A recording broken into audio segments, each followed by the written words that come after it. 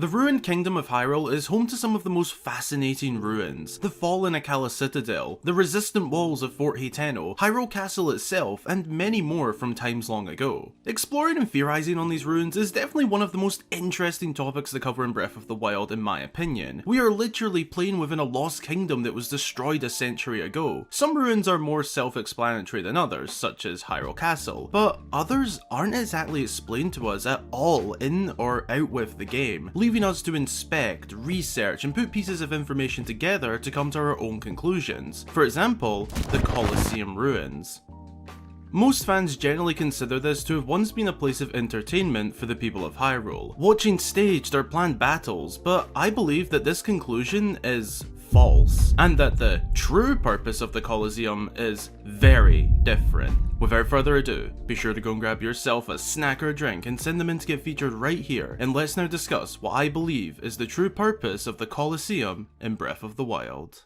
First and foremost, let's inspect the ruins as they stand now. They can be found just northwest of the Great Plateau, and to enter, you must cross the Aquan Bridge, which, whilst not relevant to the theory itself, is actually a reference to the Legend of Zelda's Aquamentus boss, similar to Gleeok Bridge referencing Gleeok, another boss from Zelda 1. The bridge is a little battered, but still standing strong. It was definitely made to hold, unlike other bridges seen across Hyrule. Upon crossing over the moat, we can see an abundance of malice pools leading up to the entrance, and latching onto the Colosseum like a sore blister. Keep this in mind for later, by the way. The malice will be of importance later. Other than this, we can find a Hylian named Dai hiding behind some ruins. They claim that they will enter the ruins to slay the Lionel, which is set up camp inside. But you'll never catch this dude even leaving his spot of safety. In fact, they just fall asleep here as night falls, and something that I found kinda cool is that in their dreams, they literally dream about slaying the Lionel. If Link does this for them, Dai will generously give the hero 100 rupees and claim that he can take it from here, but let's be honest.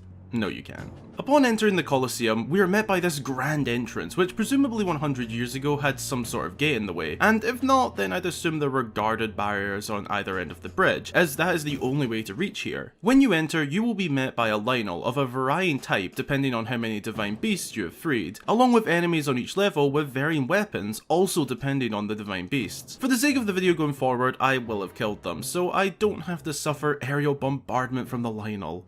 Sorry guys.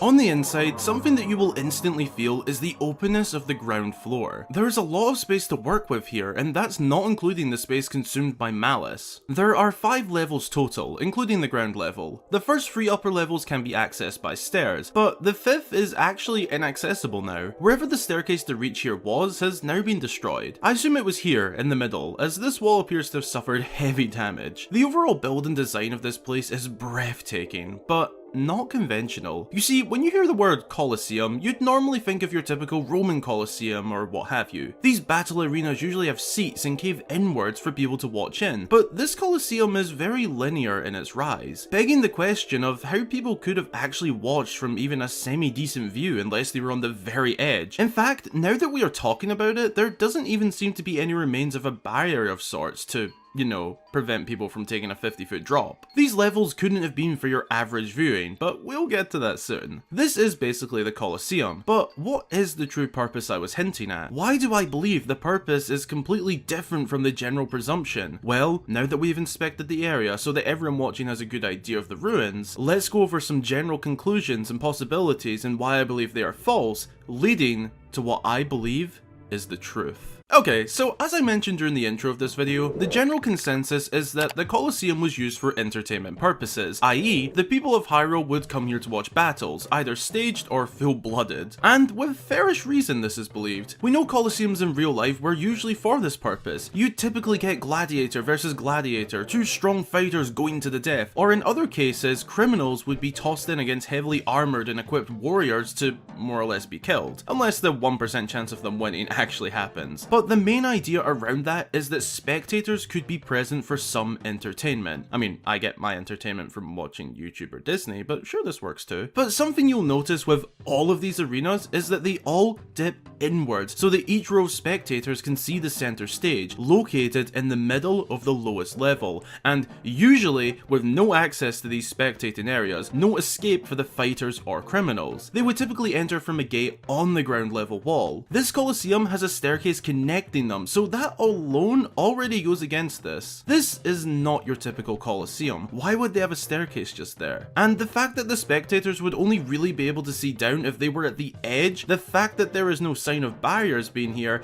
and the fact that these stairs are here just really rules this out for me, which funny enough contradicts a statement in Creating a Champion. That book actually states, the Coliseum was by far the largest entertainment facility in central Hyrule. The once lively arena sustained significant damage and is currently infested with malice. It is no longer a welcoming place for people, unless you would like to fight a Lionel for an audience of monsters. But this has to be an inconsistency, which can happen, as ultimately, whilst the book is approved by Nintendo, it wasn't written by them. The book does have a few inconsistencies, which you can even check out in an amazing video by my friend Monster Maze, who went over some inconsistencies in the book. For this, I shut down the idea of it being for entertainment. Whether that was fighters, criminals, or even monster battles, it wasn't for entertainment. So, what was the purpose then?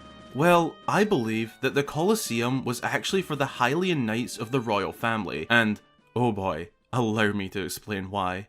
First of all, I want to link back to all the malice found here. As I mentioned earlier, this is important to note. So when the second calamity broke free and unleashed on Hyrule, we see large quantities of pure malice being shot across the kingdom. But it wasn't purely mindless. The malice attacked what could have been seen as the largest threats to the calamity. It went for the guardians and divine beasts, as those were huge assets to Hyrule in taking down the calamity. But have you ever noticed, the only locations with high percentages of malice are Hyrule Castle, the Akala Citadel, and of course, the Colosseum. The malice attacked the most dangerous assets to the calamity, at least the large quantities of malice. Hyrule Castle would have been filled with Highland Knights, so it obviously went for the castle. The Akala Citadel was literally a fortress of military defense, so of course the malice took it out. These locations, bundled with the guardians and divine beasts being targets, why else would the Colosseum be a target for malice? Sure, we see small quantities of malice all over the world, but anywhere which has a high rate of malice covering something has only been a huge threat to the calamity. If it was just for entertainment, it wouldn't pose much of a threat, right? Well, that's because it wasn't. The Colosseum was actually, and yes, this is in my opinion, a training ground of sorts for the Highland Knights, and specifically the Knights. We don't exactly know the ranking system of the Highland army, but judging off the fact that we can see at least 2 ranks within Hyrule Castle, the Knights and Royal Knights, we can safely assume that there were many lower or in-between ranks. Now, we know that the army had the military training grounds just northeast of the castle, but if you actually look at them, they don't appear to be designed for much combat training. More of a strength and endurance course, if you like. Perhaps archers could train here too, but it does appear to be more running, climbing, and general endurance and strength focused. I think that this was more for the lower ranks who haven't actually reached the rank of knight yet, strengthening themselves, the lower ranks. And if this idea that the training camp was more for strength training and such, it would make so much sense if the Colosseum was for combat training. I mean, there isn't really anywhere else for it. The Colosseum is a secure, spacious area made for combat. This would also explain the tiers and why there is a staircase right there. No one needs to escape if they're just training. Either these higher floors were for higher ranked knights to train with each other, or maybe equipment such as weapons and armor was kept here. I think that the latter is more likely, as we do see monsters in the current day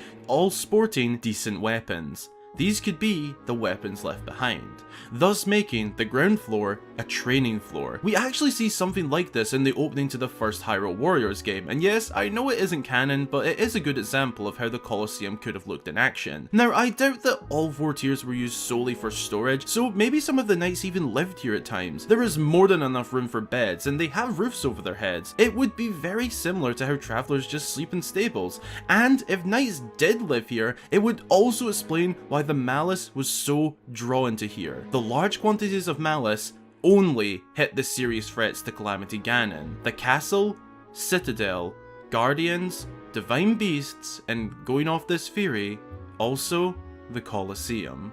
This all makes so much sense and would fully explain why the tiers don't dip inwards like your typical entertainment Coliseum, as so many fans have come to believe. This was strictly for the Hylian army, training their combat and battle skills, but they met a dark fate when the calamity struck.